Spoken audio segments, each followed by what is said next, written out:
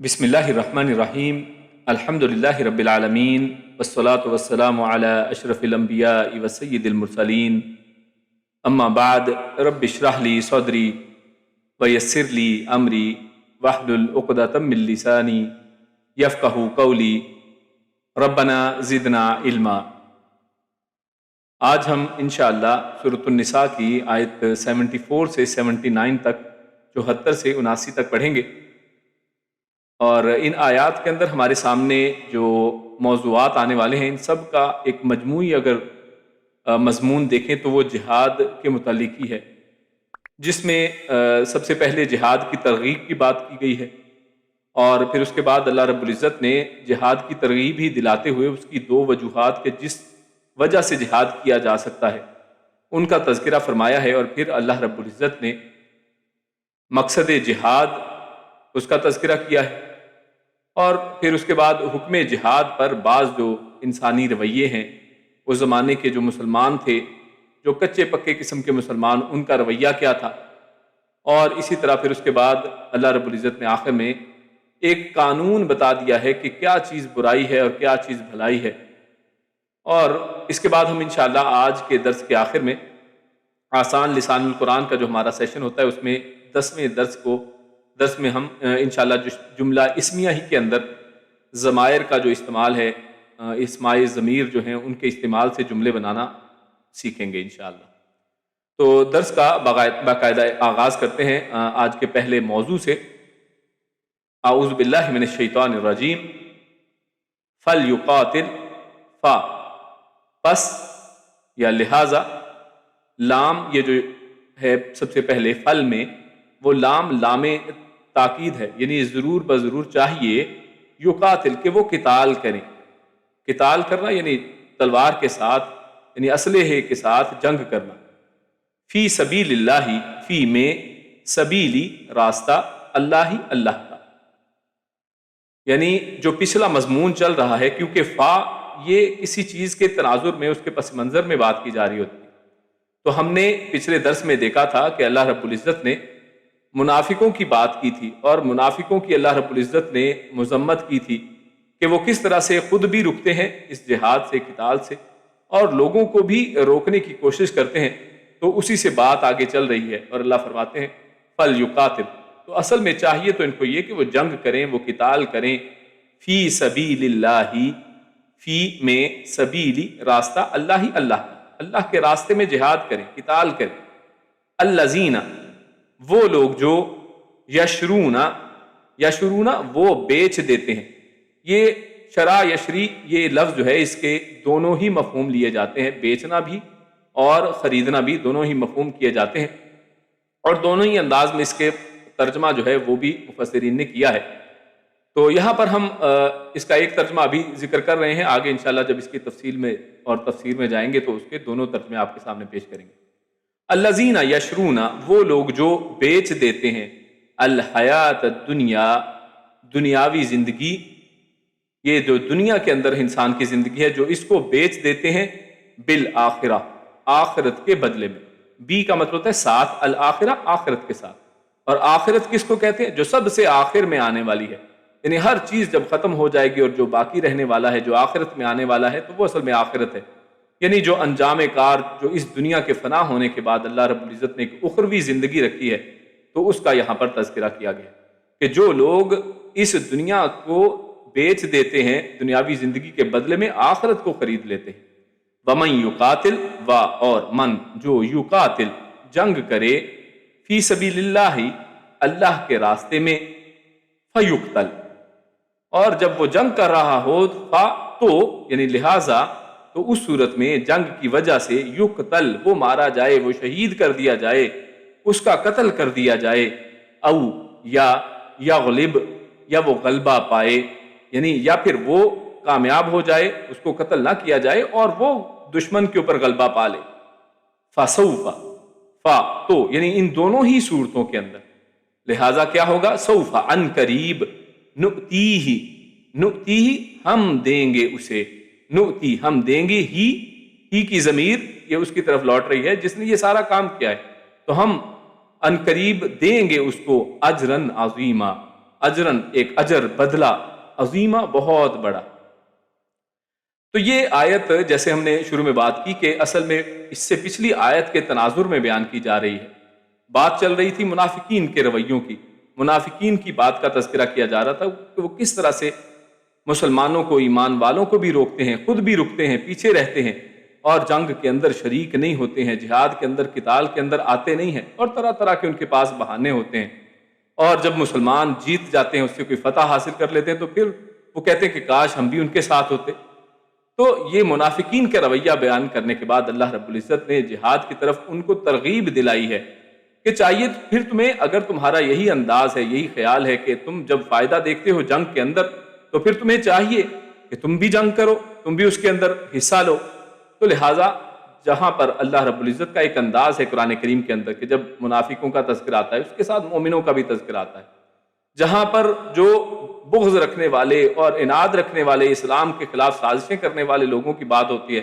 تو اس کے بعد اس کے ساتھ ہی اللہ رب العزت اسلام کے ساتھ اخلاص کے ساتھ پیش آنے والے لوگوں کی بھی بات کرتا ہے۔ تو اللہ رب العزت نے جو نیک لوگ ہیں، جو اصل میں دین اسلام کو سمجھنے اور اس کے اوپر عمل کرنے والے ہیں، اللہ رب العزت نے اب اصل میں ان کی بات کی ہے۔ تو پھر وہ لوگ جو حقیقی مسلمان ہیں، جو مخلص لوگ ہیں، ان کو اللہ رب العزت ترغیب دلاتے ہیں کہ تو پھر چاہیے کہ وہ جنگ کریں فی سبیل اللہ، اللہ کے راستے میں۔ اور اللہ رب العزت نے اس کے بعد اللہ رب العزت نے یہاں پر بات کی الذین یشرون الحیات الدنیا بالآخرہ، اور ان لوگوں کو اللہ رب العزت نے کتنے بہترین انداز میں یہ ان کی ایک مثال بیان کر دی ہے کہ وہ جو دنیا کی زندگی کے بدلے میں آخرت کو خرید لیتے ہیں، یا پھر دنیا کی زندگی کو بیچ دیتے ہیں آخرت کے بدلے میں۔ تو دونوں ہی طرح خریدنا اور بیچنا، کیونکہ اس لفظ کا دونوں ہی ترجمے کیے جاتے ہیں، اور تو اکثر جو مفسرین ہیں اور ترجمہ کرنے والے حضرات ہیں، انہوں نے اس کا ترجمہ بیچنا کیا ہے، اور اکثر مفسرین نے اسی رائے کو ترجیح دی ہے کہ اس کا اصل زیادہ بہتر مفہوم یہاں پر بیچ دینا، یعنی الذین یشرون، وہ سب جو بیچ دیتے ہیں الحیات الدنیا، دنیا کی زندگی کو، یعنی دنیا کو انہوں نے بیچ دیا کہ دنیا ہم سے لے لو، یہ دنیا کی ہمیں پرواہ نہیں ہے، ہمیں کس کی پرواہ ہے؟ آخرت کی پرواہ ہے، ہمیں آخرت کی زندگی دے دی جائے۔ تو اللہ رب العزت کے ساتھ یہ لوگ سودا کرتے ہیں، اس دنیا کی زندگی کو بیچ کر آخرت کی زندگی کو خرید لیتے ہیں۔ لیکن اگر اس کا دوسرا معنی بھی کیا جائے، جیسے خریدنے کا معنی اگر کر دیا جائے، تو اسے خریدنے کے معنی میں اگر لیا جائے تو آیت کا مطلب یہ ہوگا کہ جو منافق گھر میں بیٹھے رہنے کی وجہ سے آخرت کے بدلے دنیا خرید رہے ہیں، تو یعنی پھر اس کی مثال، یعنی اس کا جو ریلیشن ہے وہ منافقین کے ساتھ کر دیا جائے کہ منافق جو اس دنیا کو اصل میں خرید رہے ہیں، جو اس دنیا کو خریدنے والے ہیں، وہ دنیا چاہتے ہیں آخرت کے بدلے میں، تو وہاں پر پھر الذین سے مراد کیا ہوگا؟ منافق مراد لیے جائیں گے، کہ وہ منافق جو گھر میں بیٹھے رہنے کی وجہ سے، جن کا تذکرہ پچھلی آیت میں ہوا ہے، آخرت کے بدلے دنیا کو خرید رہے ہیں، ان کو دنیا کو نفع اور فائدہ جو ہے وہ زیادہ چاہیے، ان پر لازم ہے کہ اللہ تعالیٰ کی راہ میں جہاد کے لیے نکلے۔ تو اللہ نے اصل میں یہاں پر اگر دونوں ہی معنی مراد لیے جائیں تو دونوں ہی کو اللہ رب العزت جہاد کی ترغیب دے رہے ہیں کہ دونوں کو چاہیے کہ جہاد کے لیے نکلیں، اس دنیا کو ترجیح نہ دیں، اور آخرت کو خریدنے والے اور دنیا کا سودا کرنے والے جو مومن ہیں، ان کو بھی اللہ رب العزت یہاں پر ترغیب دے رہے ہیں کہ تم لوگ جب یہ فیصلہ کر چکے ہو، جب دنیا کی زندگی کو بیچ کر آخرت کو خرید چکے ہو، تو پھر تمہیں چاہیے کہ جہاد کے لیے پھر نکلو۔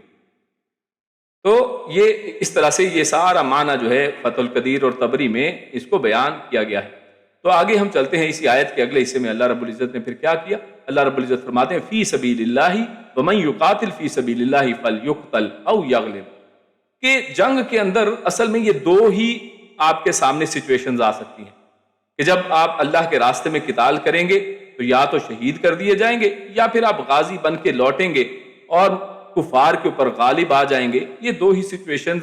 انسان کے لیے، ایک مومن کے لیے وہ اس کے سامنے پیش آ سکتی ہیں۔ تو اس کا تذکرہ اللہ رب العزت نے کرتے ہوئے فرمایا فَسَوْفَ نُؤْتِيهِ أَجْرًا عَظِيمًا، تو اللہ رب العزت ایسے شخص کو بہترین اجر اور بہت بڑا اجر دینے والے ہیں۔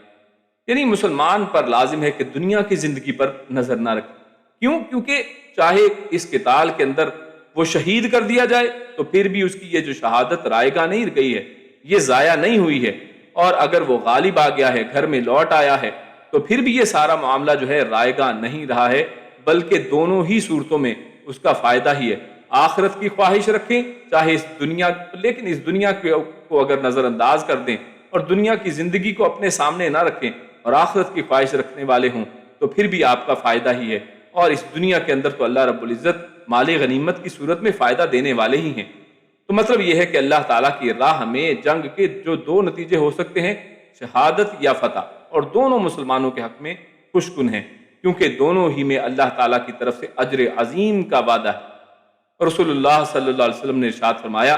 اور یہ بخاری کی حدیث ہے، کہ اللہ تعالیٰ نے اپنے راستے میں جہاد کرنے والے اس شخص کے لیے ضمانت دی ہے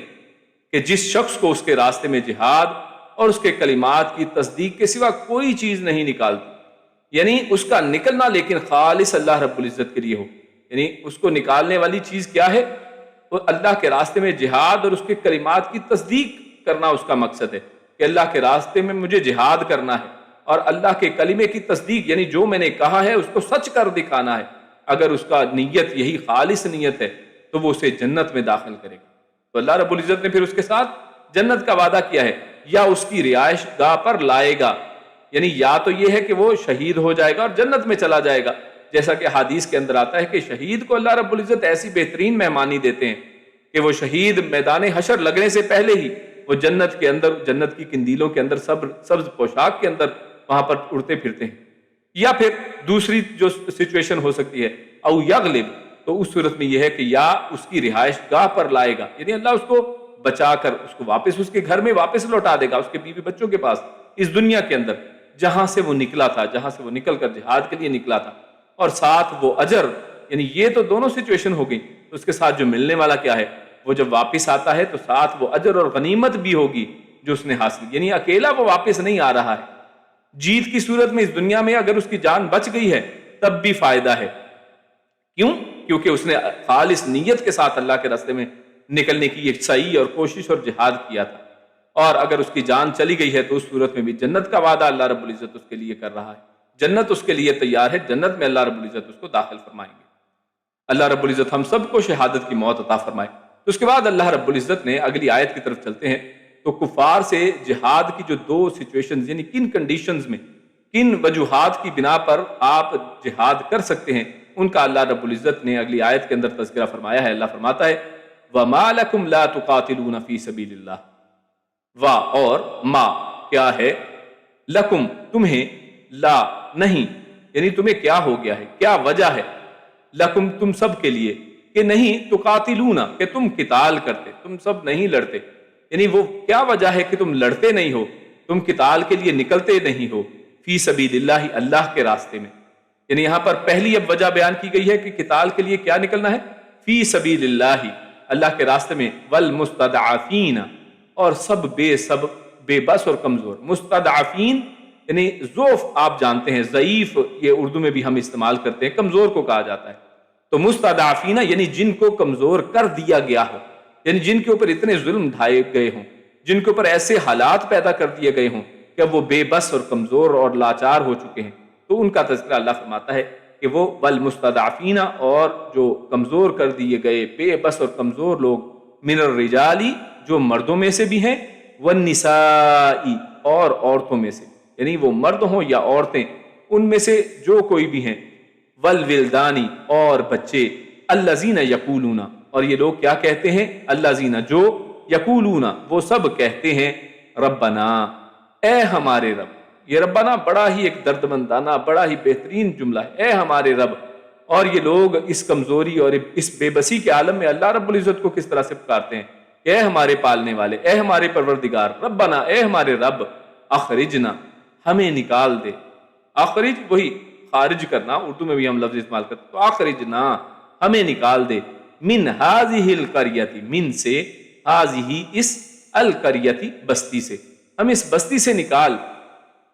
اخرجنا من ہذہ القریۃ الظالم، یہ بستی کون سی ہے، الظالم، ظالم لوگوں کی بستی ہے، یہاں پر لوگ ظالم ہیں، اہلھا اس کے بسنے والے، یعنی اے اللہ ہمیں اس بستی سے نکال جس کے لوگ ظالم ہیں، یہاں پر ظلم کرنے والے لوگ بستے ہیں، ان سے ہمیں نکال لے، وَاجْعَلْ لَنَا مِن لَّدُنْكَ وَلِيًّا، اور یہ بھی وہ دعا کرتے ہیں کہ اور اجعل بنا دے، کر دے، لنا ہمارے لیے، من سے، لدن کا اپنی طرف سے، ولیًّا کوئی ولی، کوئی مددگار، کوئی ساتھی، کوئی دوست، یعنی ہمارا حمایتی کوئی پیدا کر دے. وجعل لنا، وجعل اور بنا، لنا ہمارے لیے، من لدنک اپنی طرف سے، نصیرا کوئی مددگار. تو یہ آیت بھی پچھلی آیت ہی کے ساتھ یعنی منسلک ہے، اور وہی ترغیب کا ایک انداز یہاں پر بھی چل رہا ہے.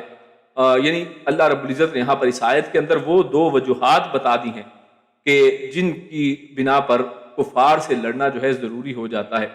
تو ان میں سے پہلی چیز جو اللہ رب العزت نے ارشاد فرمائی، فی سبیل اللہ، اللہ کے راستے میں قتال کی بات کی ہے. یعنی کلمۃ اللہ، اللہ کے کلمے، اللہ کے دین کی سربلندی کے لیے لڑنا. یعنی اللہ کے دین کو دنیا کے اندر اس کے غلبے کے لیے، اس کی سربلندی کے لیے، کہیں پر اس کا مذاق اڑایا جا رہا ہے، اس کو نیچے کیا جا رہا ہے، تو اس کی خاطر لڑنا. اور دوسرا ان مظلوم مسلمانوں کو نجات دلانے کے لیے جو کفار کے چنگل میں پھنس گئے ہوں. تو یہ دو ہی اصل میں مین وجوہات اللہ رب العزت نے یہاں پر بیان کر دی ہیں. تو یہ جو دوسری وجہ ہے اس کی تفصیل کچھ اس طرح سے ہے کہ آپ جانتے ہیں کہ جب مسلمانوں کا شروع کا دور ہے، تو شروع کے دور کے اندر جب مکہ کا زمانہ ہے، اور مکہ کے زمانے میں کس طرح سے مظالم ڈھائے ہیں مسلمانوں کے اوپر ان کفار مکہ نے، اور پھر اس کے بعد کچھ اللہ رب العزت نے مسلمانوں کے لیے ایک سبب پیدا کیا، اور مسلمانوں میں سے بہت سے لوگ ہجرت کر کے مدینہ منورہ میں تشریف لے گئے. تو اب جو باقی بچ رہنے والے تھے مکہ معظمہ میں، بہت سے لوگ رہ گئے تھے، یعنی سب ہجرت نہیں کر پائے تھے. جو رسول اللہ صلی اللہ علیہ وسلم کے ساتھ ہجرت نہ کر سکے، اور ان کے اقارب ان پر تشدد کرنے لگے. اب کیونکہ یہ چند لوگ رہ گئے ہیں، اب یہ قلیل ہیں، اور ادھر وہ طاقتور لوگ ہیں، زیادہ پیسے والے بھی ہیں، بڑے بھی ہیں، مال و دولت والے، رتبے والے بھی ہیں. تو یہ سب لوگ ان کے اوپر تشدد کرنا شروع ہو جاتے ہیں تاکہ انہیں اسلام سے پھیر کر پھر کافر بنا لیں. کوشش یہی ہے کہ ہم ذرا تھوڑا زبردستی کریں گے، زور کریں گے تو یہ لوگ اس دین کو چھوڑ دیں گے. تو لہٰذا اس آیت کے اندر جو اللہ رب العزت نے ارشاد فرمایا ہے، من هذه القرية الظالم اهلها، تو اس سے مراد اصل میں یہی مکہ کا علاقہ ہے. یعنی اگر اس آیت کو ایگزیکٹلی اس تناظر میں دیکھا جائے، ورنہ اس کا ایک عام مفہوم بھی ہے. یعنی کیونکہ یہاں پر نام لے کر نہیں کہا گیا ہے، تو ایک تو پس منظر میں، یعنی جس منظر کے اندر یہ ساری آیات نازل ہوئی ہیں، ایک تو وہ پس منظر ہے، اس پس منظر میں ان آیات کو سمجھنا اور دیکھنا ضروری ہے. اور دوسرا اس کا ایک عام اور عمومی مفہوم ہے کہ کسی بھی دنیا کے خطے کے اندر آج بھی اگر ایسے حالات پیدا ہوتے ہیں، تو وہاں پر بھی یہ سارا، یعنی یہ ان وجوہات کے اندر اگر انسان داخل ہو جاتا ہے، تو لہٰذا پھر اس کے اوپر بھی جہاد اور قتال وہاں پر نکلنا اور اس کفر کے خلاف لڑنا جو ہے وہاں پر ضروری ہو جاتا ہے. تو اس کی بات یہاں پر کی جا رہی ہے. اور یہاں پر اس آیت کے اندر جو خصوصی طور پہ بات ہے وہ اسی مکہ کا جو پس منظر ہے وہ ہے.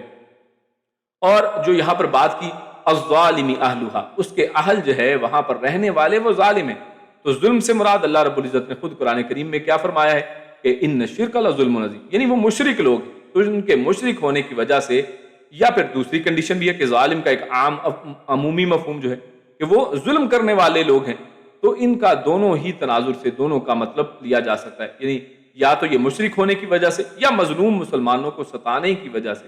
اس کے باشندوں کو اللہ رب العزت نے یہاں پر ظالم ارشاد فرمایا. تو اس حوالے سے بخاری کی حدیث میں کہ ابن عباس رضی اللہ تعالیٰ عنہما فرماتے ہیں کہ میں اور میری والدہ بھی ان مستضعفین یعنی بے بس مسلمانوں میں شامل تھے. یعنی یہ دونوں بھی رہ گئے تھے پیچھے اور ہجرت مسلمانوں کے ساتھ نہیں کر پائے تھے. تو اس طرح سے بہت سے چند اور لوگ بھی جو تھے، وہ جو باقی بچ گئے تھے، وہ بیچارے اسی طرح انہی مستضعفین میں شمار کیے جاتے ہیں، جیسے ابن عباس کے اس قول سے ہمیں پتہ چلتا ہے. تو مدینہ میں رسول اللہ صلی اللہ علیہ وسلم نے ان مستضعفین کے حق میں نام لے کر دعا فرمائی ہے. اللہ کے نبی دعا فرمایا کرتے تھے اور کہا کرتے تھے کہ اے اللہ، ولید بن ولید، سلمہ بن ہشام، عیاش بن ابی ربیعہ اور جو دوسرے مستضعفین ہیں، جو دوسرے اسی طرح کے بے بس مسلمان ہیں، ان کو رہائی دلا. تو اللہ کے نبی صلی اللہ علیہ وسلم نے ان کے لیے دعائیں کی ہیں مدینہ میں ہجرت کرنے کے بعد. اور اس ساری سچویشن کو اگر ہم سمجھیں تو ہم آج اس امت کا اور آج مسلمانوں کا اور مسلمان کے ملکوں کا اور ان کے حالات کا جائزہ لیں تو اس وقت مسلمان کفار کے مختلف ممالک میں آپ دیکھ رہے ہیں کہ غلامی اور بے بسی کی حالت کے اندر کتنے ممالک کے اندر آج یہ جنگ و جدال کا سلسلہ چل رہا ہے. مسلمانوں کے اوپر ظلم اور یہ سارا، اور مسلمان وہاں پر بے بس ہیں. وہ انہیں نہ آزادی دے رہے ہیں، نہ وہاں پر انہیں نکلنے کا موقع دے رہے ہیں، اور یہ سارے حالات ہم سب ان کو جانتے ہیں. تو یہاں پر اب یہ چیزیں یعنی ہمارے سامنے آتی ہیں کہ یہاں پر جو اسباب یعنی اختیار ہیں کہ جو لوگ ان چیزوں کے اندر فیصلے کرنے والے ہیں، ان لوگوں کو چاہیے کہ اب وہ جو ہے بزدلی کو چھوڑ کر آگے بڑھیں اور اس جہاد کے علم کو اٹھائیں۔ اس کے بعد اللہ رب العزت نے جو جہاد کا ایک بڑا عظیم مقصد ہے اس کو بیان کیا ہے۔ اللہ رب العزت ارشاد فرماتے ہیں الذین آمنوا، الذین وہ لوگ جو آمنوا ایمان لائے ہیں، آمنوا جو ایمان لائے، یقاتلون وہ قتال کرتے ہیں، فی سبیل اللہ اللہ کے راستے میں۔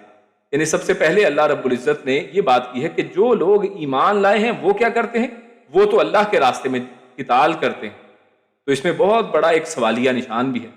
کہ جو لوگ ایمان لائے ہیں وہ اللہ کے راستے میں قتال کرتے ہیں۔ تو ایمان کے اوپر یعنی ایک شرط اور ایمان کے اندر ایک ضروری بات بتا دی گئی ہے یہاں پر کہ جو ایمان والے ہیں وہ تو اللہ کے راستے میں لڑتے ہیں، یعنی ان کا نکلنا، ان کا لڑنا وہ صرف ایک تو یہ کہ اللہ کے راستے میں ہونا چاہیے، اور دوسرا یہ کہ جو اللہ کے راستے میں نکلتے ہیں وہ کون لوگ ہوا کرتے ہیں، وہ ایمان والے ہوا کرتے ہیں۔ تو یہ دونوں ہی چیزیں اس کے اندر لازم و ملزوم آتی ہیں۔ اور دوسری طرف اللہ نے فرمایا والذین کفروا، اور جو لوگ کفر کرنے والے ہیں، جو انکار کرنے والے ہیں، جو اسلام کے پیغام کو ریجیکٹ کرنے والے ہیں، یقاتلون فی سبیل الطاغوت وہ قتال کرتے ہیں، فی سبیل الطاغوت طاغوت کی طرف سے، وہ طاغوت کے راستے میں قتال کرتے ہیں۔ فقاتلوا اولیاء الشیطان، تو تم سب قتال کرو شیطان کے ساتھیوں کے ساتھ۔ ان کید الشیطان کان ضعیفا، بے شک جو چال ہے، ان بے شک قیدہ چال، الشیطانی شیطان کی، کانا ہے ضعیفا بہت کمزور، شیطان کی چال بہت ہی کمزور ہے۔ بہت ہی کا ترجمہ ہم کیوں کر رہے ہیں؟ ضعیفاً یہاں پر یہ نکرہ لایا گیا ہے، اور نکرہ جو ہوتا ہے اس کے اندر وسعت زیادہ ہوتی ہے، اس کے اندر زیادتی کا معنی ہوتا ہے، یعنی شیطان کی چال بہت ہی کمزور ہے۔ تو اس آیت کے اندر پہلی بات تو یہ کہ اللہ رب العزت نے ایک طرف ایمان والوں کا اور دوسری طرف کفار کا دونوں کا رویہ بتایا ہے، دونوں کے مقاصد بتائے ہیں کہ دونوں ہی قتال کر رہے ہیں، وہاں پر بھی قتال ہو رہا ہے، کفر کی طرف سے بھی قتال ہو رہا ہے۔ فرمایا الذین آمنوا یقاتلون، وہی چیز یہاں پہ آگے فرمائی والذین کفروا یقاتلون فی سبیل الطاغوت، صرف سبیل کا فرق ہے ورنہ قتال تو دونوں کر رہے ہیں۔ تو لہٰذا اب جہاد کی فرضیت اور ترغیب کے بعد اس آیت میں بتایا کہ جہاد کی ظاہری صورت کا اعتبار نہیں ہے، یعنی انسان یہ نہیں صرف دیکھے گا کہ جناب فلاں لوگ اس طرح کے نظر آ رہے ہیں اور مسلمانوں کی شکلیں ہیں ان کی، یا فلاں طرح کی شکلیں ہیں تو سب یہ مجاہدین اور اللہ کے راستے میں لڑنے والے ہیں، تو ظاہر کا اعتبار نہیں ہوگا۔ یعنی ہر جنگ اور لڑائی جہاد نہیں ہے، بلکہ جہاد اپنے مقصد کے اعتبار سے جہاد ہے۔ آپ کو دیکھنا یہ ہوگا کہ کون فی سبیل اللہ لڑ رہا ہے، اور پیچھے جو دو وجوہات بھی بتا دی گئی، آپ کے سامنے دو وجوہات آ گئی کہ کس صورت میں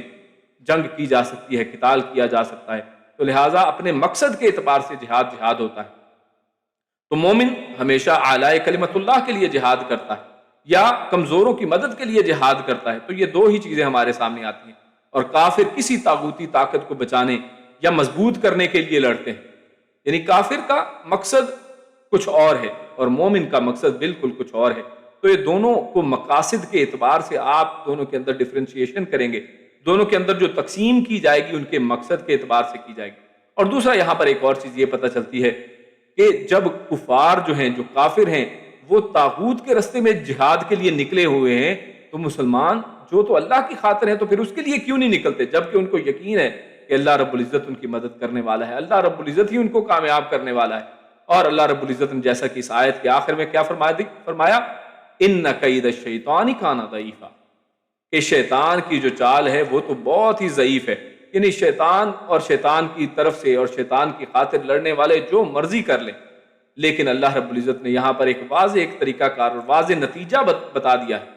کہ وہ جو مرضی کر لیں وہ کامیاب نہیں ہو سکتے، کیونکہ ان کی چالیں بہت ضعیف ہیں۔ ایک طرف اللہ رب العزت کی جو ہے وہ تدابیر ہیں کہ اللہ رب العزت کس طرح سے پورا پلان کرتا ہے، اور دوسری طرف یہ شیطان ہے تو اس کی شیطان کی چال اللہ کے سامنے کچھ بھی نہیں ہے۔ اس کے بعد اللہ رب العزت نے جو حکم جہاد ہے، جب اللہ رب العزت نے جہاد کا حکم نازل فرمایا ہے تو اس کے اوپر جو بعض خام قسم کے مسلمان ہیں، جو بعض کچے پکے اور منافق قسم کے لوگ ہیں، ان کا رویہ اللہ رب العزت نے واضح فرمایا ہے۔ اللہ فرماتا ہے الم ترا، کیا، لم نہیں، ترا آپ نے دیکھا، یعنی کہ آپ نے نہیں دیکھا، الذین الی طرف الذین وہ لوگ جو، یعنی کیا آپ نے ان لوگوں کی طرف نہیں دیکھا، قیل لہم، قیل کہا گیا، لہم ان سے، جب ان سے کہا گیا، کفو یعنی کف کہتے ہیں پکڑ رکھنا، پکڑ رکھو یا روک رکھو، کہ سب روکے رکھو ایدیکم، ایدیا ید کہتے ہیں ہاتھ کو، ایدیکم یہ اس کی جمع ہے کہ اپنے ہاتھوں کو روکے رکھو، وَأَقِیمُوا الصَّلَاةَ یہاں پر ہاتھوں کو روکے رکھو سے کیا مراد ہے؟ یعنی جنگ سے، جدال سے، لڑائی جھگڑے سے اپنے آپ کو روک کر رکھو، وَأَقِیمُوا الصَّلَاةَ اور ان کو دوسرا حکم کیا دیا گیا کہ تم اقیمو، تم قائم کرو الصلاۃ نماز کو، وآتوا الزکات اور زکات کو، یعنی تمہیں یہ دونوں چیزوں کا تو حکم دیا گیا ہے، اور جنگ کفار کے ساتھ لڑنے سے آپ لوگوں کو روکا گیا ہے، تو کیا آپ نے نہیں دیکھا ایسے لوگوں کو؟ تو کیا کیا انہوں نے؟ فلما کتب علیہم القتال یعنی جب ان کو روکا جا رہا تھا تو ان کا رویہ بالکل مختلف تھا، اس وقت وہ چاہتے تھے کہ لڑائی کریں اور ہم لڑیں، ان کفار کے ساتھ جنگ کریں، اور جبکہ حکم ان کو کیا تھا؟ اقیموا الصلاۃ وآتوا الزکات کہ تم نماز ادا کرو اور زکات ادا کرو، یعنی جس چیز کا حکم دیا صرف وہ کام کرو، ابھی تم لڑو نہ، یہ اللہ رب العزت کی حکمت تھی۔ فلما کتبا پھر لما جب کتبا فرض کر دیا گیا، کاتبہ کہتے ہیں کاتبہ یکتبو یعنی لکھنا، ہاتھ سے کسی چیز کو لکھ دینا، کیونکہ اللہ رب العزت نے جو چیزیں پہلے سے فیصلہ کر کے لکھ دی ہیں، اللہ رب العزت نے لوح محفوظ میں ان کا فیصلہ کر چکا ہے، تو وہ چیز کتبہ، اس کو اللہ رب العزت قرآن کریم میں جگہ جگہ آپ کو فرائض کے لیے یہی کتبہ کا لفظ ملے گا، تو مطلب یہ کہ فلما کتبہ جب لکھ دیا گیا یعنی فرض کر دیا گیا، علیہم القتال علیہم، علی اوپر کو کہتے ہیں ہم یا ہم کہتے ہیں ان کو، یعنی جب ان کے اوپر القتال قتال کو فرض کر دیا گیا، اذا تو اس وقت فریق ان میں سے ایک فریق، ایک گروہ، منہم ان میں سے، یخشون وہ سب ڈرتے ہیں،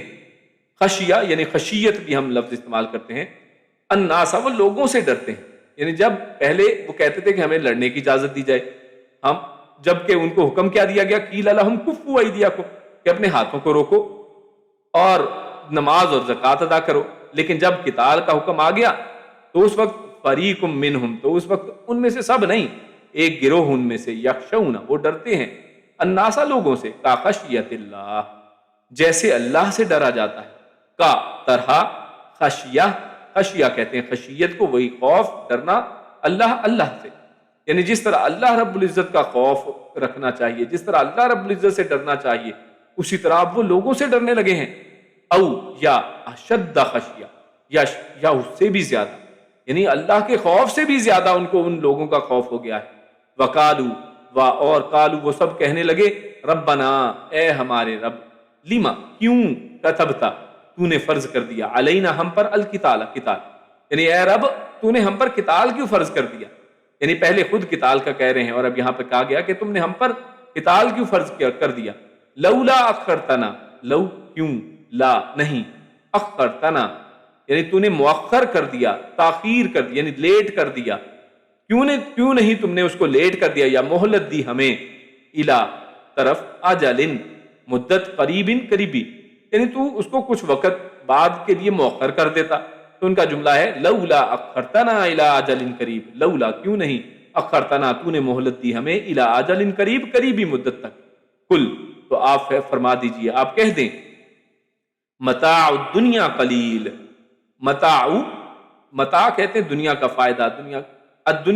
کا، دنیا کے اندر جو فائدہ ہے، دنیا کے اندر دنیا سے انسان جو فائدہ اٹھاتا ہے، تو یہ جو دنیا کا فائدہ ہے، یعنی اگر تمہیں مؤخر کر بھی دیا جائے تمہارے اوپر قتال کو، یعنی تھوڑا دیر اگر اور بھی تم زندہ اگر رہ گئے، تو کل متاع دنیا، تو دنیا کا جو فائدہ ہے، قلیل ان کو تھوڑا سا ہے، یعنی آخر کار ختم ہو جائے گا، جتنا مرضی بھی انسان پیسہ اکٹھا کر لے وہ ختم ہو جائے گا، جتنا مرضی وہ انسان جو ہے وہ اپنا اقتدار حاصل کر لے وہ آخر ختم ہونے والا ہے، والآخرۃ خیر لمن اتقی، اور الآخرہ جو آخرت ہے، خیر بہت بہتر ہے، کس کے لیے، لمن لیے، من جو اتقا جو تقوی اختیار کرے، یعنی اللہ سے ڈرنے والے کے لیے تو آخرت ہے جو بہت بہتر ہے، ولا اور لا نہیں، تظلمون تم ظلم کیے جاؤ گے، فتیلا تھوڑا بہت بھی، یعنی فتیلہ کہتے دھاگے کو، یعنی جو کھجور ہے، کھجور کے اندر ایک باریک سا دھاگا ہے، تو اس دھاگے کو فتیلہ کہتے، تو تم ایک دھاگے کے برابر بھی ظلم نہیں کیے جاؤ گے۔ تو یہ آیت، اس کے اندر اللہ رب العزت نے بڑے واضح انداز میں ہمارے سامنے یعنی ان لوگوں کا رویہ پیش کیا ہے کہ جو لوگ پہلے یہ کہا کرتے تھے کہ کیوں نہیں ہمارے اوپر ہمارے ہاتھوں کو کیوں روکا گیا ہے، ہمیں کیوں لڑنے نہیں دیا جا رہا؟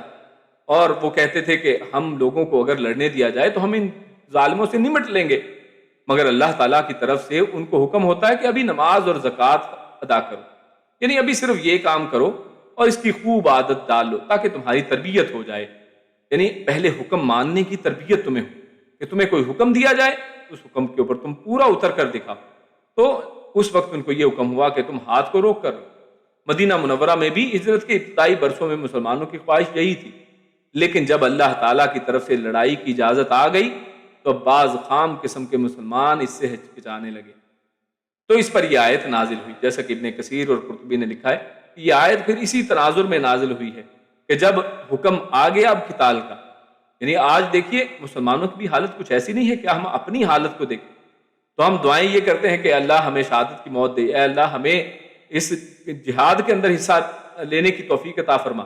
لیکن اللہ نہ کرے ہم سب کو اس کے لیے بڑا دعا کرنی چاہیے کہ اللہ رب العزت ہم سب کو اس ایمان کے اوپر، اس دین کے اوپر آخری دم تک قائم رہنے کی توفیق عطا فرمائے۔ ورنہ یہ دیکھیے ہمارے سامنے حال کیا ہو رہا ہے، اس آیت کے اندر اللہ رب العزت کیا وہ ایک سچویشن بیان کر رہے ہیں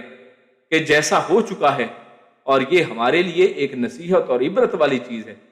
کہ ہم لوگوں کو چاہیے کہ اس کے لیے پھر تیار رہیں اور تیاری پکڑیں، یعنی ایسا نہ ہو کہ کبھی جہاد کا جب آواز آئے تو اس وقت ہم کہیں کہ یہ اب ہمارے اوپر کتنا بڑا، یہ کتنی بڑی ایک کہہ لیں کہ ایک شدت ہمارے اوپر آ گیا، ایک مشکل کام ہمارے لیے آ گیا، تو ایسا نہیں ہونا چاہیے۔ ہمیں ہم سب کو اس کے لیے تیار رہنا چاہیے اور اللہ رب العزت سے توفیق مانگنی چاہیے کہ اللہ رب العزت ہم سب کو اس کے اوپر جو ہماری خواہشیں ہیں اور جو ہمارا ایمان ہے اس کے اوپر تصدیق بھی کرنے کی اس کی توفیق عطا فرمائے۔ تو یہاں پر ارشاد ہوا کہ لولا اخرتنا الی اجل قریب، یعنی جب ان کے اوپر اب حکم آ گیا ہے تو اب ان کا قول اللہ نے یہاں پر فرما دیا، جس کے بارے میں شاہ عبد القادر موضح کے اندر وہ لکھتے ہیں کہ اس کا ترجمہ وہ یہ کرتے ہیں کہ کیوں نہ جینے دیا ہم کو تھوڑی سی عمر، یعنی ایک یہ ترجمہ کیا گیا کہ لولا اخرتنا الی اجل قریب، کہ کیا تھوڑا سا ٹائم ہو اور ہمیں جینے دیا جاتا، یعنی جہاد سے مراد ہی وہ اصل میں موت لے رہے ہیں۔ حالانکہ اللہ رب العزت نے پچھلی آیت کے اندر بیان کیا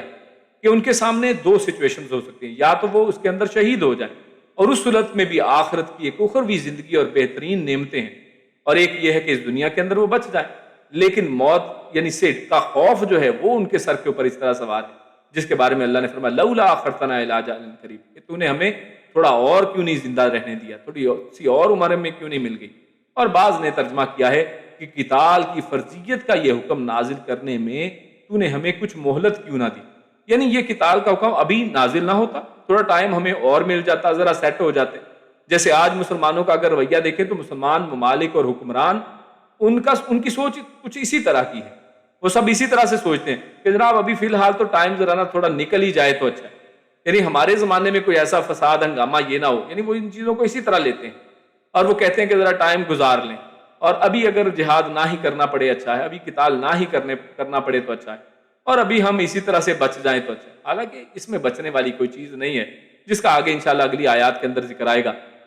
تو اصل میں یہ اس کی طرف اشارہ ہے۔ تو اللہ فرماتے کل متاع الدنیا قلیل،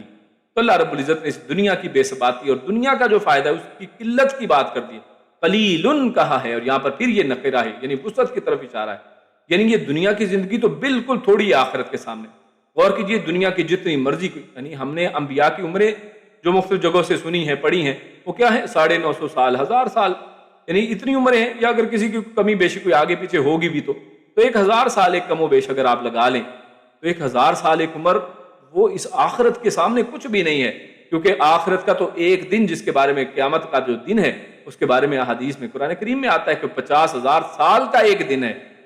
یعنی یہ صرف 1000 وہاں پر 50,000 سال کا ایک دن، اور اس کے بعد جنت کے اندر ہمیشگی کی زندگی اور ہمیشگی کی دنیا ہے،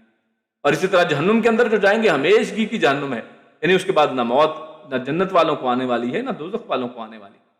تو اس دنیا کے اندر جو فائدہ ہے یہ بہت تھوڑا ہے اس کے مقابلے میں اگر اس کو تناظر میں دیکھا جائے۔ تو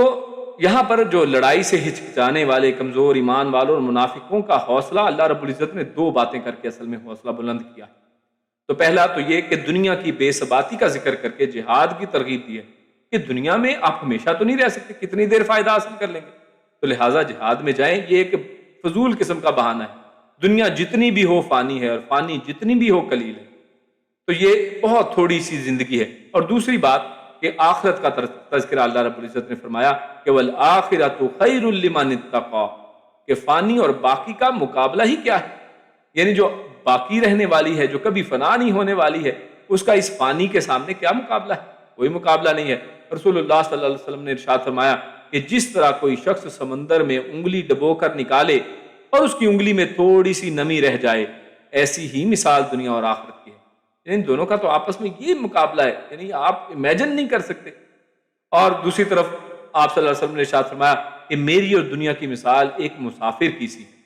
جو ایک درخت کے سائے میں آرام کرتا ہے اور پھر اسے چھوڑ کر روانہ ہو جاتا ہے۔ یعنی جس شخص کو آپ آخرت کے ساتھ جتنا زیادہ تعلق اس کا پائیں گے، آپ دیکھیں گے کہ دنیا کے ساتھ اس کا تعلق جو ہے اتنا ہی صرف یعنی اتنا ضرورت کے تحت ہوگا، اس سے زیادہ نہیں ہوگا۔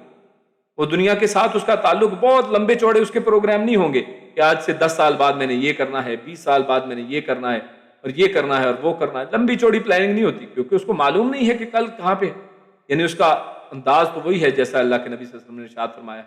کہ جیسے درخت کے سائے میں ایک شخص آرام کرتا ہے پھر اسے چھوڑ کر روانہ ہو جاتا ہے، تو اس سے اللہ کے پیارے رسول نے اس کو تشبیہ دی ہے۔ آگے چلتے ہیں تو اللہ رب العزت ارشاد فرماتے ہیں اینما تکونوا یدرککم الموت، اینا جہاں، ما کہیں، یعنی جہاں کہیں بھی، تکون تم سب ہوگے، یدرککم، ادراک آپ لفظ اردو میں استعمال کرتے ہیں، یعنی پہنچ جائے گی، پا لے گی، کم تم سب کو، یعنی تم سب کو پکڑ کے رہے گی، پا لے گی، تم سب کو ڈھونڈ نکالے گی، الموت موت، ولو وا اور لو اگرچہ کن تم ہو، فی میں بروجن برجوں کے اندر، برج کہتے ہیں ایک مضبوط عمارت اور قلعے کو، ٹھیک ہے، بروج برج ان کی جمع ہے، تو یہ یعنی اس کی جمع ہے یہاں پر، تو چاہے تم قلعوں میں بڑی بڑی مضبوط عمارتوں میں کیوں نہ چھپ جاؤ، مشیدہ، مشیدہ اشید سے، یعنی اس کا مطلب جو چونے سے بنا ہوا ہو، یعنی چاہے تم بڑے اسٹرانگ قسم کی کنکریٹڈ جو ہے فورٹس کے اندر، قلعوں کے اندر بھی چھپ جاؤ گے، تو اس سے وہ آپ کو موت سے نہیں بچانے والے ہیں، موت تم کو آ کر رہنے والی ہے۔ وَإِن تُصِبْهُمْ اور ان اگر تصبہم پہنچے ان کو، حسنتن اگر ان کو کوئی اچھائی پہنچے۔ اب اللہ رب العزت ان کا ایک رویہ بیان کر رہے ہیں، یہ تیسرا رویہ ہے، پہلے دو رویے پچھلی آیت کے اندر آئے تھے، تو اب ایک تھرڈ رویہ اللہ رب العزت انہی لوگوں کا بیان کر رہے ہیں کہ اگر ان کو پہنچتی ہے کوئی اچھائی حسنہ، یقولو وہ سب کہتے ہیں، ہاذہ یہ ہے، من سے، عند اللہ اللہ کی طرف سے، یعنی کوئی اچھائی پہنچے تو کہتے ہیں اللہ کی طرف سے ہے۔ وَإِن تُصِبْهُمْ اور ان اگر تصبہم پہنچے انہیں، سیئۃ کوئی تکلیف، یقولو تو وہ کہتے ہیں، ہاذہ من عندک یہ ہے، من سے، عندک آپ کی طرف سے، یعنی اس کا الزام اللہ کے نبی صلی اللہ علیہ وسلم کے اوپر ڈالتے ہیں۔ اگر تو جنگ کے اندر فتح نصیب ہوگی تو وہ اللہ کے نبی کو اس کا یعنی اس کا کریڈٹ نہیں دیتے ہیں کہ آپ کی حکمت عملی اور آپ کی اچھی تدبیر اور دعائیں جو ہیں ان سب نے اس چیز کے اندر کوئی رول پلے کیا ہے، بلکہ وہ کہتے ہیں کہ یہ تو اللہ کی طرف سے ہو گیا، یعنی اللہ کے نبی کو بالکل اس میں سے باہر نکالتے ہیں۔ اور دوسرا وَإِن تُصِبْهُمْ سَیِّئَةٌ یقولوا ہَٰذِهِ مِنْ عِندِکَ، اور جب کوئی اس کے اندر کوئی تکلیف پہنچتی ہے تو کہتے ہیں یہ آپ کی کسی وجہ سے ہوئی ہے، یعنی اس کا الزام نبی اکرم صلی اللہ علیہ وسلم کے اوپر ڈالتے ہیں۔ تو اللہ فرماتے ہیں کل، آپ فرما دیجیے کل من عند اللہ، یعنی اگر ایسی بات ہے اگر اللہ کے اوپر تو پھر ہر چیز ہی اللہ کی طرف سے ہے، ہر چیز کا خالق مالک اللہ رب العزت کی ذات ہے۔ کل آپ فرما دیجیے کل ہر چیز، سب یعنی حسنہ اور سیئہ جو اچھائی ہے جو تکلیف ہے، یہ دونوں کی دونوں، یہ سب کی سب من سے، عند اللہ اللہ کی طرف سے ہیں۔ فما لہؤلاء القوم لا یکادون یفقہون حدیثا، فما لی تو کیا ہو گیا ہے، مالی کہتے ہیں یعنی ایک حیرت کے ساتھ ایک جملہ کہ کس طرح، تو پھر کیا ہو گیا ہؤلاء اس قوم کو، القوم ہؤلاء القوم اس قوم کو کیا ہو گیا ہے، لا نہیں، یکادون وہ، یکادون یفقہون کہ وہ قریب ہی نہیں آتے، کادو آنا یعنی ہونا، یفقہون سمجھنے والا ہونا، یعنی وہ سمجھنے والے ہی نہیں ہوتے، حدیثاً کسی بات کو یہ سمجھتے ہی نہیں ہے، کیا ہو گیا ہے ان لوگوں کو۔ تو اس آیت کے اندر اللہ رب العزت نے شروع میں ایک موت کی حقیقت کو اللہ رب العزت نے واضح کیا کہ موت تو تمہیں آ کے رہنے والی ہے، جو مرضی کر لو، جیسا کہ اللہ رب العزت نے اس حوالے سے سورۃ الاحزاب کے اندر بھی ہم پڑھتے ہیں، اللہ فرماتا ہے قُل لَن يَنفَعَكُمُ الْفِرَارُ إِن فَرَرْتُم مِّنَ الْمَوْتِ أَوِ الْقَتْلِ، کہ کہہ دے تمہیں بھاگنا ہرگز نفع نہیں دے گا اگر تم مرنے یا قتل ہونے سے بھاگو، یعنی تم بھاگ نہیں سکتے ہو اس موت سے، اگر تم کسی وجہ سے اگر تم بچ کر گھر بیٹھنا چاہتے ہو کہ ہم جنگ میں نہیں جائیں گے، گھر میں بچ جائیں گے، تو ایسا نہیں ہے، آپ کو کسی اور وجہ سے گھر میں موت آ جائے گی۔ اور اس طرح اللہ رب العزت نے سورۃ الجمعہ میں ارشاد فرمایا قل ان الموت الذی تفرون منہ فانہ ملاقیکم، کہ کہہ دیجئے کہ بلا شک شبہ وہ موت جس سے تم بھاگتے ہو یقیناً وہ تم سے ملنے والی ہے، تو یقیناً وہ تم سے ملنے والی ہے، تم اس سے بھاگ نہیں سکتے۔ تو لہٰذا اللہ رب العزت نے پہلے تو یہ حقیقت واضح کر دی کہ اس سے بھاگنے کا اور جنگ سے اس لیے دور رہنے کا کوئی فائدہ نہیں ہے، یعنی یہ بہانہ بنا کر کہ شاید بچ جائیں گے، تو یہ کوئی ایسی بات نہیں ہے۔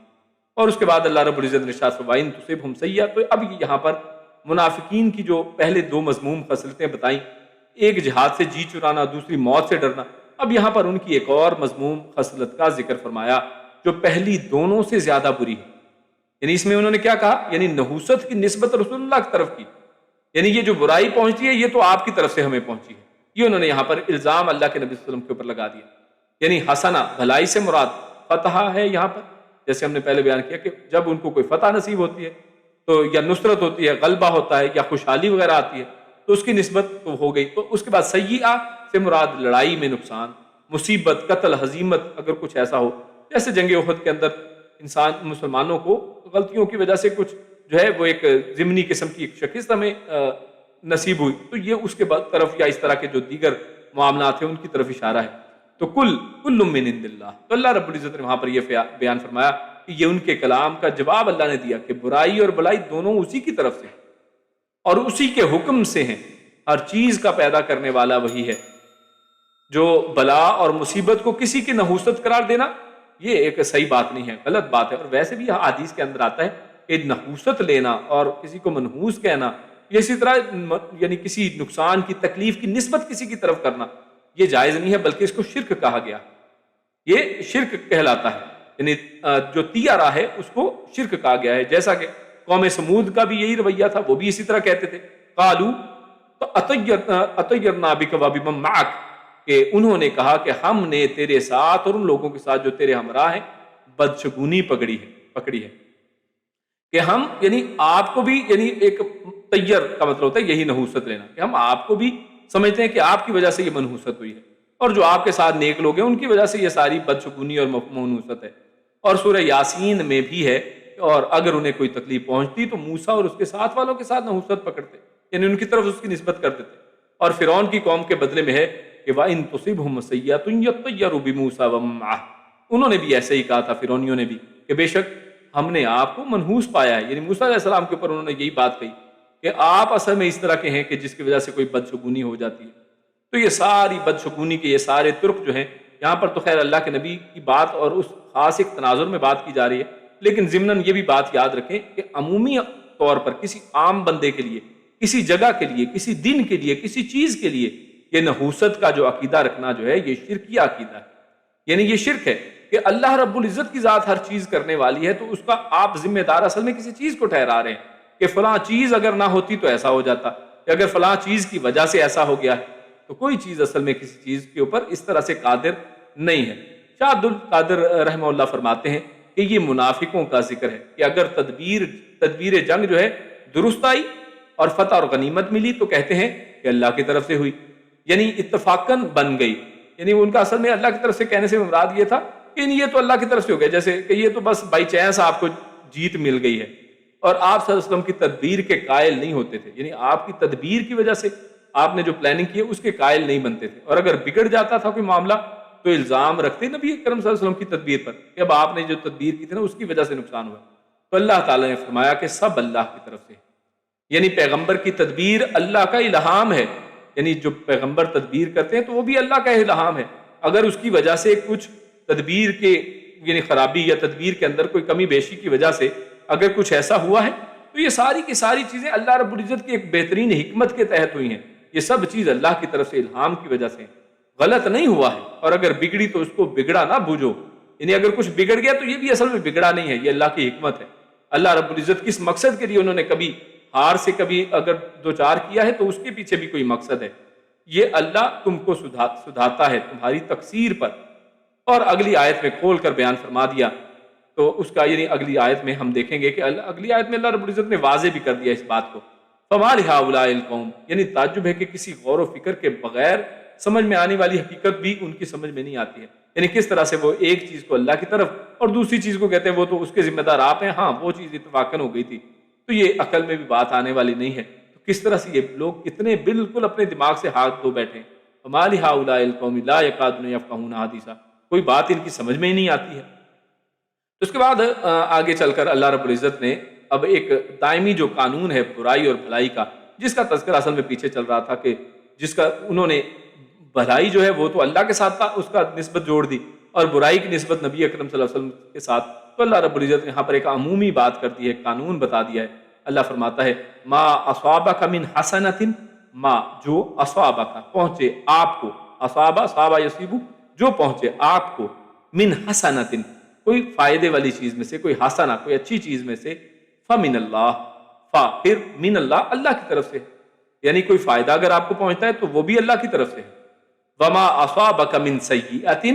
وا اور ما جو اصابک پہنچے تجھے, من سیئۃ کوئی تکلیف کوئی برائی کوئی تنگی, فمن نفسک تو اس کا الزام دوسروں کے اوپر نہ دو, فمن نفسک تو وہ تیرے نفس کی طرف سے ہے, یعنی وہ تمہارا اپنا کیا دھرا ہے. وارسلناک, وا اور ارسلنا ہم نے بھیجا ہے, کا آپ صلی اللہ علیہ وسلم کو, للناسی لوگوں کے لیے, رسولاً رسول بنا کر, یعنی نبی اکرم صلی اللہ علیہ وسلم تو اللہ کی طرف سے ایک رسول ہیں. وَكَفَى بِاللَّهِ شَهِيدًا, اور کفا کافی ہے, باللہ بھی ساتھ اللہ, اللہ یعنی اللہ اس بات پر کافی ہے, شہیدن بطور گواہ, یعنی کہ اللہ رب العزت نے نبی اکرم صلی اللہ علیہ وسلم کو تو صرف رسول بنا کر بھیجا ہے. آپ ان کے اوپر یہ جو الزام لگا رہے ہو, اس کا الزام اللہ کے اوپر نہیں ہے, اللہ کے نبی صلی اللہ علیہ وسلم کے اوپر الزام نہیں ہے, بلکہ جو اچھا کیا ہے, جو فائدہ تمہیں حاصل ہوا ہے, یقیناً وہ اللہ کی طرف سے ہے, اور جو بھی تکلیف تمہیں پہنچی ہے وہ اصل میں تمہارا اپنا کیا دھرا ہے. تو اللہ رب العزت نے اس میں یہاں پر ایک واضح طور پر, ایک قانونی طور پر بات ایک کر دی ہے کہ جو ہم سب کو تمام جو دنیاوی اور دین تمام جو معاملات ہیں ان کے اندر اس کو ذہن میں رکھنا ہے کہ بھلائی تو اللہ تعالیٰ کی طرف سے ہے, اور جو برائی پہنچتی ہے اس کا بھیجنے والا بھی گو اللہ ہی ہوتا ہے. یعنی یہ بات یاد رہے کہ ہر چیز کا خالق مالک تو یقیناً اللہ رب العزت کی ذات ہے. اللہ کے اذن کے بغیر, اللہ کی مشیت کے بغیر تو کوئی پتا بھی پر نہیں مارتا, کوئی چیز کوئی پرندہ پر نہیں مار سکتا ہے. کوئی ایک پتا بھی اگر درخت سے گرتا ہے تو اللہ رب العزت کے اذن سے ہے. ہر چیز اللہ کے علم میں ہے. تو ہر چیز کو بھیجنے والا, اس کا خالق مدبر تو اللہ ہی ہے, مگر اس کا سبب تمہارے گناہ ہوتے ہیں. جیسا کہ اللہ رب العزت نے خود قرآن کریم سورۃ الشورى آیت نمبر 30 میں ارشاد فرمایا ہے, وما اصابکم من مصیبت فبما کسبت ایدیکم ویعفو عن کثیر, کہ تمہیں جو کچھ مصیبتیں پہنچنی ہیں وہ تمہارے اپنے ہاتھوں کے کرتوت کا بدلہ ہے, اور وہ تو بہت سی باتوں سے درگزر فرما دیتا ہے. یعنی یہ جو کچھ تم کرتے ہو, جو کچھ تم پر آتا ہے, یہ تمہارے اپنے کرتوتوں کی وجہ سے, اور یہ بھی سب کچھ نہیں آتا ہے, بلکہ اللہ بہت سی چیزیں تو تمہیں معاف کر دیتا ہے. یہ تو چند جس میں تم حد سے بڑھ جاتے ہو, پھر اللہ رب العزت تمہیں اس میں پکڑتا ہے. اس لیے سلف صالحین کا عام قاعدہ تھا کہ جب کوئی اجتہادی رائے پیش کرتے تو کہتے اگر یہ صحیح ہے تو اللہ تعالیٰ کی طرف سے اور اسی کی توفیق سے ہے, اور اگر غلط ہے تو ہماری طرف سے اور شیطان کی طرف سے. یعنی اس میں جو غلطی ہے, کمی جو بیشی ہے, جو کوتاہی ہے, وہ ہماری اپنی طرف سے ہے, اور وہ شیطان کی طرف سے, یا پھر شیطان چوکا لگاتا ہے, شیطان وہاں پر انسان کو پھسلاتا ہے, اور جو کچھ صحیح رائے ہوئی تو اللہ کی توفیق سے ہے. تو پچھلی آیت میں یہاں پر لیکن ایک کنفیوژن پیدا ہوتی ہے, اس کو کلیئر کر لیں کہ پچھلی آیت میں اللہ رب العزت نے کیا فرمایا, کل من عند اللہ, کہ ہر چیز اللہ کی طرف سے ہے. تو پچھلی آیت میں پیدا کرنے اور وجود میں لانے کے اعتبار سے حسنہ اور سیئہ دونوں کو من عند اللہ کہا گیا. یعنی وہاں پر جو ہر چیز کو من عند اللہ کہا گیا, تو اصل میں کہ ہر ایک چیز کا اصل تو خالق مالک وجود میں لانے والا وہ اللہ کی ذات ہی ہے. تو اس اعتبار سے وہاں پر یہ بات کی گئی ہے کہ دونوں چیزیں اسی نے پیدا کی ہیں, لیکن سبب اور کسب کی مناسبت سے. انسان ورنہ تو کماتا تو خود ہے, یعنی انسان نے کمائی کی, ہاں اللہ رب العزت نے اس کو توفیق دی, اللہ رب العزت نے اس کی مشیت اور اجازت دی, اللہ کے اذن سے یہ سارا کچھ ہوا. لیکن کسب انسان کی اپنی کمائی ہے, انسان کا اپنا کیا دھرا ہے. سبب اور کسب کی مناسبت سے برائی کی نسبت انسان کی طرف کر دی ہے. لہٰذا اس دونوں آیتوں میں یعنی کوئی تعارض باقی نہیں رہتا ہے, کوئی کنفیوژن باقی نہیں رہنی چاہیے. اور آگے اللہ رب العزت نے ارشاد فرمایا وَأَرْسَلْنَاكَ لِلنَّاسِ رَسُولًا, یعنی آپ کا اصل منصب رسالت اور تبلیغ ہے, اور اللہ گواہ ہے کہ آپ نے اس امانت کے ادا کرنے میں کسی قسم کی کوئی کوتاہی نہیں کی ہے، اور وہ کافی گواہ ہے۔ پھر اس کے بعد بھی اگر کسی کو ہدایت نہیں ہوتی تو آپ کا اس میں کوئی قصور نہیں ہے، کیونکہ نبی اکرم صلی اللہ علیہ وسلم جو ہیں ان کے بارے میں بہت پریشان رہتے تھے۔ اللہ کے نبی صلی اللہ علیہ وسلم کے بارے میں اللہ نے خود سورۃ الکہف میں کہا ہے کہ آپ اپنی یعنی نفس کے اوپر کیوں ہلکان ہوتے ہیں ان کی خاطر، یعنی ان کے بارے میں جو اتنا سوچتے رہتے ہیں، دعائیں کرتے ہیں، کوششیں کرتے ہیں۔ اللہ کے نبی نے آپ جانتے ہیں طائف گئے ہیں، مکہ گئے ہیں، کبھی کسی طرف جا رہے ہیں، کبھی کسی طرف، کے لوگ کسی طریقے سے جہنم کی آگ سے بچ جائیں۔ تو یہ تو ایک نبی ہونے کے ناطے انہوں نے اپنی پوری کوشش کی ہے، اس دین کو، اس تبلیغ کا جو منصب اور فریضہ اللہ رب العزت نے ان کے کندھوں پر ڈالا تھا، اس امانت کو اللہ کے نبی صلی اللہ علیہ وسلم نے اپنے پوری یعنی وسعت کی حد تک بہترین انداز میں اس کو پورا کیا ہے، جیسا کیا جا سکتا ہے انہوں نے ویسا ہی کیا ہے، اس کو 100% اس کو پورا کیا ہے۔ لیکن اس کے بعد ہدایت وہ اللہ رب العزت نے اپنے ہاتھ میں رکھی ہے، ہدایت نبی اکرم صلی اللہ علیہ وسلم کے ہاتھ میں نہیں ہے، لہٰذا اس کا قصور بھی آپ کے اوپر نہیں ہے۔ کیوں؟ کیونکہ اللہ رب العزت جو ہے ہر چیز، اللہ نے صرف آپ کا رسول بنا کر بھیجا، اور اللہ رب العزت اس معاملے میں کافی ہے بطور گواہ۔ نیز یہ آپ صلی اللہ علیہ وسلم کی عمومی رسالت کا بھی یہاں پر بیان ہے، یعنی کیا فرمایا، وَأَرْسَلْنَاكَ لِلنَّاسِ رَسُولًا، کہ آپ صلی اللہ علیہ وسلم کو اللہ رب العزت نے للناس یعنی صرف کوئی مسلمانوں کے لیے، یا صرف مکہ والوں کے لیے، یا صرف عرب کے لیے رسول بنا کر نہیں بھیجا ہے۔ یعنی اس آیت سے یہ بھی پتہ چلتا ہے کہ یہ اصل میں رسالت کے عموم کی طرف گواہی بنتا ہے کہ اللہ رب العزت نے نبی اکرم صلی اللہ علیہ وسلم کو جو نبی بنا کر بھیجا ہے، رسول بنا کر بھیجا ہے، تو پوری انسانیت کے لیے بھیجا ہے کہ آپ تمام لوگوں کی طرف بھیجے گئے ہیں، اور قیامت تک کے آنے والے شخص کے اوپر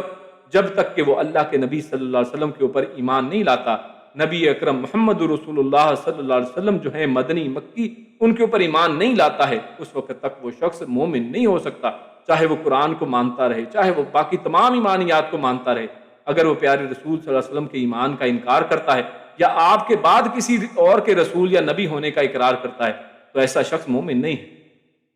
تو اسی پر اپنی بات کو ختم کرتے ہیں۔ اللہ رب العزت سے دعا ہے کہ اللہ رب العزت ہم سب کو جو پڑھا سنا اس پر عمل کرنے کی توفیق عطا فرمائے۔ اللہ رب العزت نیک عمل اور اچھی سمجھ کی توفیق عطا فرمائے۔ سبحان ربک رب العزت عما یصفون وسلام علی المرسلین والحمد للہ رب العالمین۔ جزاکم اللہ خیرا وبارک اللہ فیکم۔ السلام علیکم ورحمۃ اللہ وبرکاتہ۔